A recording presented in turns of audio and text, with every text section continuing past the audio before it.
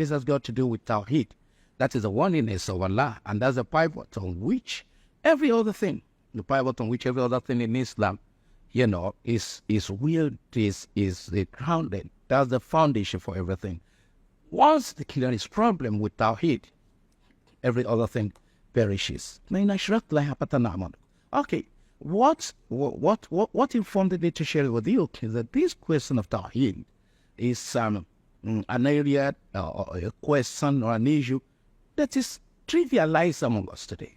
Among Muslims in their congregational setting, to see them, pronouncing carelessly, toying with this, as though people have not been given appropriate orientation about Islamic faith. What do I mean?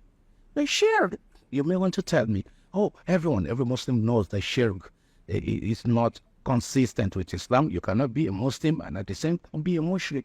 But that's not the case. Most of us pronounce careless. We make statements.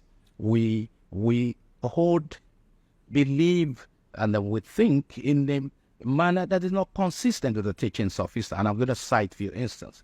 There is what you call Shirk al-I'tiqad. There's what you call Shirk al-Ada. There's what you call Shirk al-Ilm.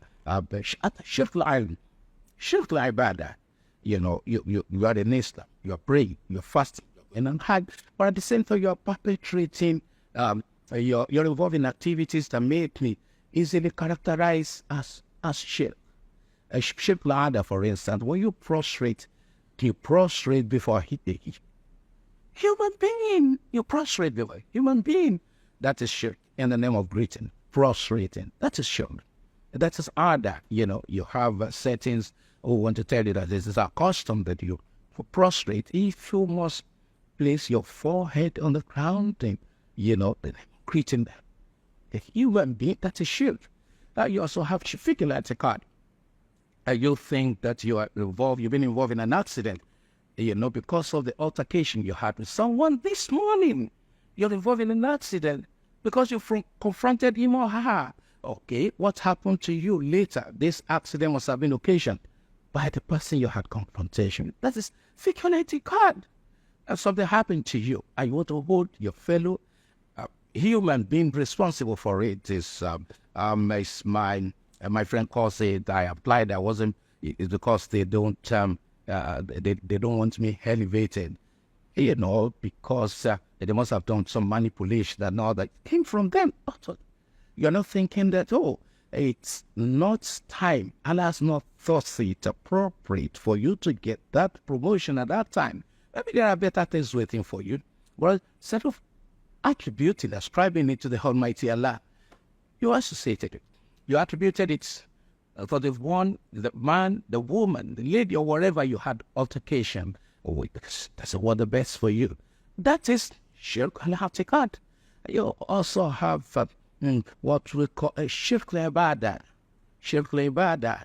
You are visiting the tomb of someone you think was simply enough, to be simply enough to cause the Almighty Allah to accept your prayer unhindered. So you're visiting the grave and you're praying. You are offering an act of worship by the grave of sorrow or by the tomb. This is a common sight these days. When you see Islamic scholars flocking to grave, to tomb of, some of their fathers or forebears, it is shirk. And then one that seems dominant, that's everywhere. That is Shirk al-Ada. We call it dominant because Islamic scholars are involved. Imams are involved. Alphas are involved. Those who are supposed to know, who are supposed to enlighten their congregation, their followers, that's who are involved. That is Shirk al-Ada. When you think your Sheikh knows everything, Allahu al-Guide, he knows tomorrow. He can tell you what will befall you tomorrow. He can tell you what the outcome, Awakib and Ibad. In Akid Awakib, the Ibad. Only Allah has this knowledge. What will happen to you tomorrow? Where you're going to head. And that's stipulated it clearly in the Quran.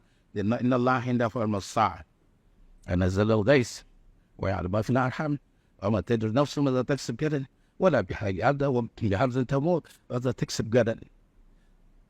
You're adding tamots. All this, if your sheikh gives you the impression that's innocent and you believe that, that is shirk. I characterize this as dominant because Islamic scholars are involved.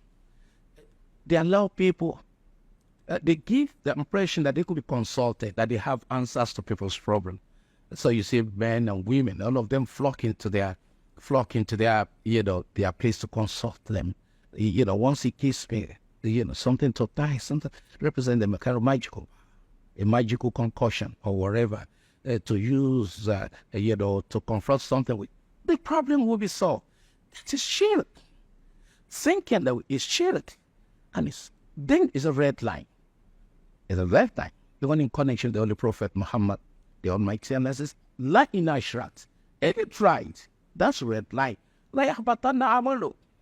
All that you have done, prayers, fasting, whatever, we will not be interested in. The implication of this is that tawhid, believing in the oneness of Allah, is the foundation of it all.